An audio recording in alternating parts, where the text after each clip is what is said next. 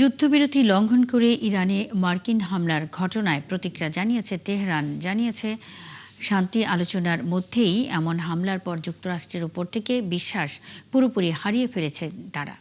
এমন উত্তেজনার মধ্যেও মার্কিন প্রেসিডেন্ট ডোনাল্ড ট্রাম্প বলেছেন ইরান আত্মসমর্পণ করবেন এবং গণমাধ্যমে যুক্তরাষ্ট্রের অসাধারণ সাফল্যের খবর দ্রুতই প্রচার হবে। একই দিন যুদ্ধবিরতির উপেক্ষা করেই লেবাননে ইসরায়েলের বিমান হামলায় অন্তত ৩১ জন নিহত ও ৪০ জনের বেশি আহত হয়েছে। সৃষ্টি ঘটকের রিপোর্ট। যুদ্ধবিরতি লঙ্ঘন করে ইসরায়েলি বাহিনীর বিমান হামলায় এমনই বিধ্বস্ত দশা লেবাননের। মঙ্গলবারের হামলায় শিশুসহ নিহত হয়েছে বহু মানুষ, ধসে পড়েছে অনেক আবাসিক ভবন। ইসরায়েলের প্রধানমন্ত্রী বেনিয়ামিন নেতানিয়াহু লেবাননের সশস্ত্র গোষ্ঠী হিজবুল্লাহর বিরুদ্ধে হামলা জোরদারের ঘোষণা দেওয়ার পরই দেশটির দক্ষিণ ও পূর্বাঞ্চলে এই ভয়াবহ হামলা চালালো আইডিএফ।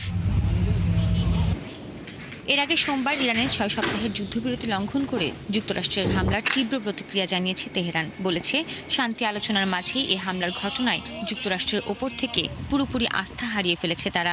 এছাড়া তেহরান এ হামলার পাল্টা জবাব দেওয়ার অধিকার রাখে বলে হুঁশিয়ারি দিয়েছে দেশটির সামরিক বাহিনী আইআরজিসি।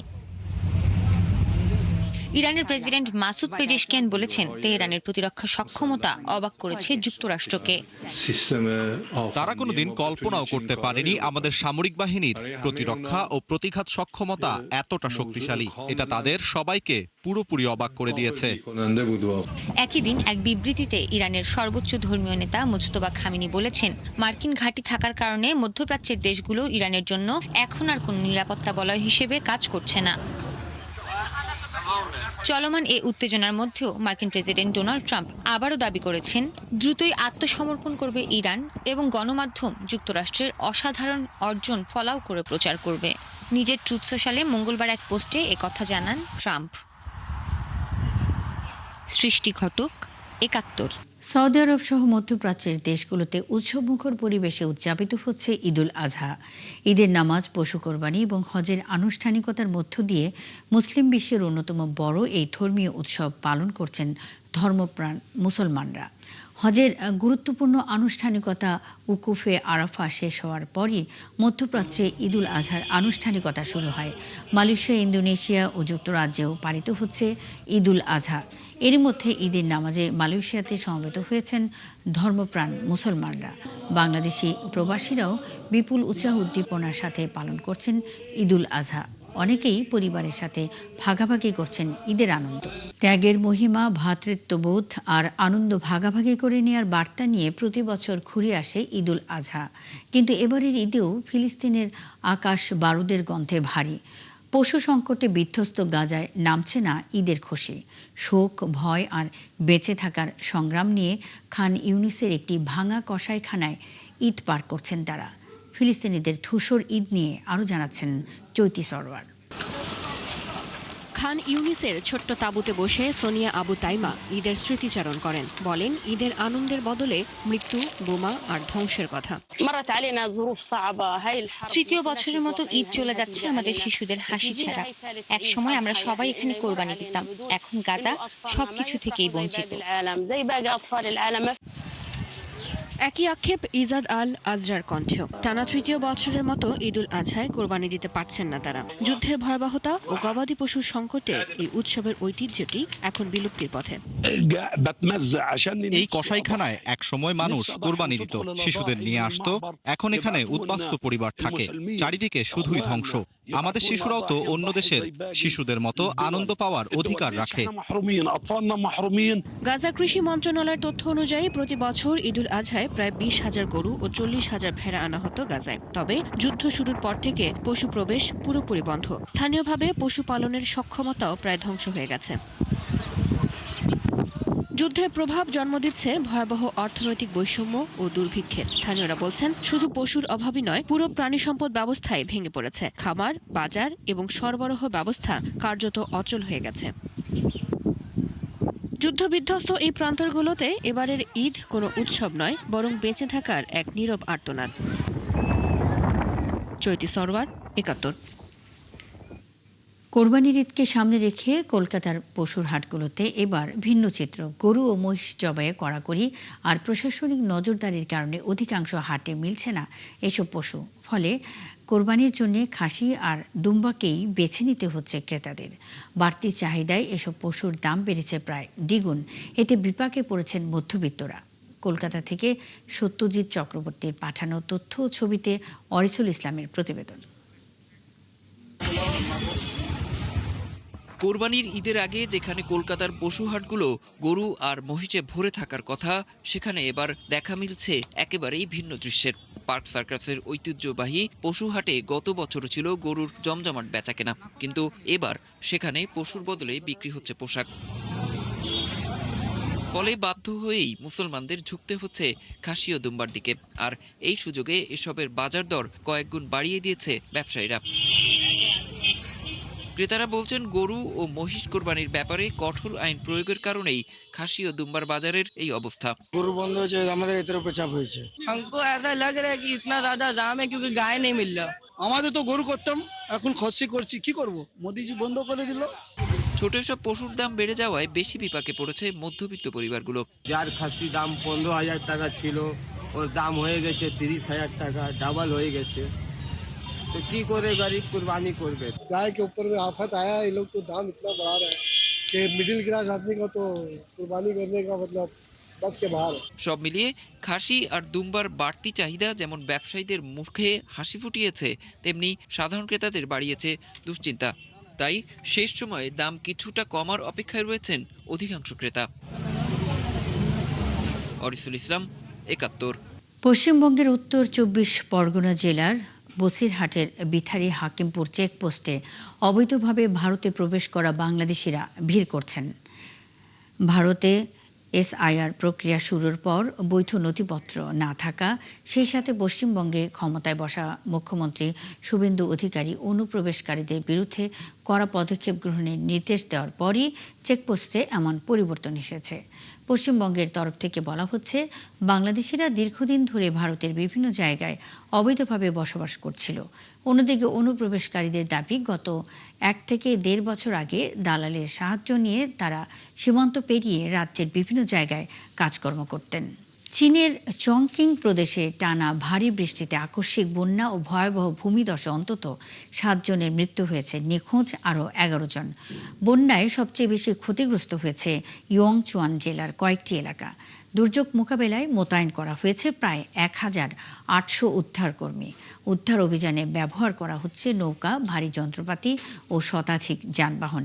এদিকে বন্যা ও ভূমিধসের কারণে ভেঙে পড়েছে সড়ক যোগাযোগ ও বিদ্যুৎ ব্যবস্থা। ঝুঁকিতে থাকা ২,০০০-এর বেশি মানুষকে নিরাপদ আশ্রয়ে সরিয়ে নেওয়া হয়েছে। পরিস্থিতি মোকাবেলায় জরুরি তৎপরতা চালিয়ে যাচ্ছে স্থানীয় প্রশাসন। পাকিস্তানে পাঞ্জাব ও রাজধানী ইসলামাবাদ সহ বিভিন্ন এলাকায় শক্তিশালী ভূমিকম্প অনুভূত হয়েছে। এতে ঝিলাম জেলায় ১৩ বছর বয়সী এক শিশু নিহত হয়েছে, আহত হয়েছে আরও ১১ জন।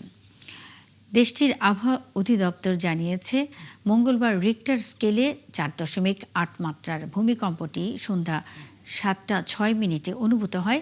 কম্পনের গভীরতা ছিল ১২ কিলোমিটার আর এর উৎপত্তিস্থল ছিল ঝিলামের দক্ষিণ পশ্চিমে ৫৮ কিলোমিটার দূরে। ভূমিকম্পে বেশ কয়েকটি বাড়িঘরও ক্ষতিগ্রস্ত হয়েছে বলে জানিয়েছে স্থানীয় প্রশাসন। রেকর্ড ভাঙা তাপপ্রবাহে পড়ছে পশ্চিম ইউরোপের ৪ দেশ, ফ্রান্স, স্পেন, পর্তুগাল ও যুক্তরাজ্য। গত কয়েকদিনে কোথাও তাপমাত্রা উঠেছে ৪০ ডিগ্রি সেলসিয়াসের কাছাকাছি।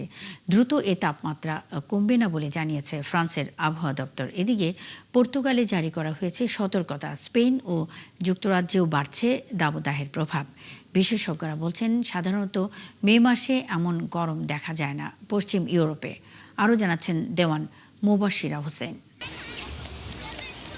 তাপপ্রবাহে বিপর্যস্ত পশ্চিম ইউরোপের জনজীবন। ফ্রান্সের আবহাওয়া দপ্তর মেটেও ফ্রান্সের তথ্য অনুযায়ী রাজধানী প্যারিসে টানা ৪ দিন তাপমাত্রা ছিল ৩৫ ডিগ্রি সেলসিয়াসের কাছাকাছি। দেশের বিভিন্ন অঞ্চল ও শহরে তাপমাত্রা ছুঁয়েছে ৩৯ ডিগ্রি পর্যন্ত। বিশেষজ্ঞরা বলছেন, মে মাসে এমন তাপমাত্রা ইউরোপের জন্য একেবারেই অস্বাভাবিক। পর্তুগালেও কমছে না গরমের তীব্রতা। দেশটির বেশ কয়েকটি এলাকায় টানা ৪ দিন তাপমাত্রা নামেনি ৩০ ডিগ্রির নিচে। পরিস্থিতি মোকাবেলায় ৬টি জেলায় জারি করা হয়েছে হলুদ সতর্কতা। অন্যদিকে স্পেনের উত্তর উপকূলীয় অঞ্চলগুলোতেও বইছে তীব্র দাবদাহ। বিভিন্ন শহর ও গ্রামে তাপমাত্রা উঠেছে 34 ডিগ্রি সেলসিয়াসে। স্পেনের আবহাওয়া দপ্তর এইমেড বলছে শহর জুড়ে তাপমাত্রা কমার সম্ভাবনা খুবই কম। গরম আমার একদমই ভালো লাগে না, সহ্য করতে পারি না, তাই সুইমিং পুলে এসে যতটা পারি ঠান্ডা হওয়ার চেষ্টা করছি। তাপপ্রবাহের প্রভাব পড়েছে যুক্তরাজ্যেও। দেশটির বিভিন্ন অঞ্চলে তাপমাত্রা পৌঁছেছে 35 ডিগ্রি সেলসিয়াস পর্যন্ত। আমি যুক্তরাষ্ট্রের পূর্ব উপকূল থেকে এসেছি, ওখানেও গরমকালে প্রায় এমন আবহাওয়াই থাকে। তবে আশা করেছিলাম এখানে গরম কিছুটা কম থাকবে। সত্যি বলতে খুব হতাশ লাগছে, তবুও কোনো মতে টিকে আছি। সাধারণত মে মাসে পশ্চিম ইউরোপে তাপমাত্রা 20 ডিগ্রির বেশি থাকে না, তবে এবারের পরিস্থিতি ভিন্ন। এর আগে 1922 সালের মে মাসে গড় তাপমাত্রা উঠেছিল 32 ডিগ্রি সেলসিয়াসে, যা এতদিন সর্বোচ্চ রেকর্ড হিসেবে বিবেচিত হতো। এক শতাব্দীরও বেশি সময় পর সেই রেকর্ড ভেঙে নতুন উদ্বেগ তৈরি করেছে চলমান এই তাপপ্রবাহ। দেওয়ান মুবাশিরা হোসেন, ৭১। বেলজিয়ামের বাগেনহাউট শহরে ভয়াবহ ট্রেন দুর্ঘটনায় নিহত হয়েছেন 4 জন। মঙ্গলবার সকালে একটি স্কুল ভ্যান লেভেল ক্রসিং পার হওয়ার সময় দ্রুতগামী ট্রেনের সঙ্গে সংঘর্ষ হয়। নিহতদের মধ্যে 2 বিশেষ চাহিদা সম্পন্ন শিক্ষার্থী, ভ্যান চালক এবং একজন সহকারী রয়েছেন বলে জানিয়েছে স্থানীয় কর্তৃপক্ষ। আহত হয়েছেন আরও 2 শিক্ষার্থী, তাদের অবস্থা গুরুতর বলে জানিয়েছে কর্তৃপক্ষ। বেলজিয়ামের পরিবহন মন্ত্রী জানিয়েছেন, সিসিটিভি ফুটেজে দেখা গেছে দুর্ঘটনার সময় লেভেল ক্রসিংয়ের নিরাপত্তা ব্যারিয়ার নামানো ছিল। ঘটনার পরপরই পুলিশ ও ফরেনসিক টিম ঘটনাস্থলে তদন্ত শুরু করেছে। কয়েক লাখ মানুষের সমাগমে জার্মানির রাজধানী বার্লিনে অনুষ্ঠিত হল বিশ্বের অন্যতম পথ সংস্কৃতির উৎসব কার্নিভাল ডের কুলটুর এর 30তম আসর। উৎসবে স্বাগতিক জার্মানি ছাড়াও বিশ্বের প্রায় 67টি দল অংশ নিয়ে তাদের নিজ দেশের শিল্প, সংস্কৃতি ও ঐতিহ্যকে দর্শনার্থীদের সামনে পরিবেশন করে। আর এই উৎসবে বরাবরের মতো প্রবাসী বাংলাদেশিরাও অংশ নেন। নিজস্ব সংস্কৃতির রঙিন পোশাকে আর নাচে গানে তারা বার্লিনের রাস্তা মাতিয়ে তোলেন। বিস্তারিত মনিরুজ্জামান বাবুর প্রতিবেদনে। জার্মান ভাষায় এই উৎসবের পোশাকি নাম কার্নিভাল ডের কুলটুর।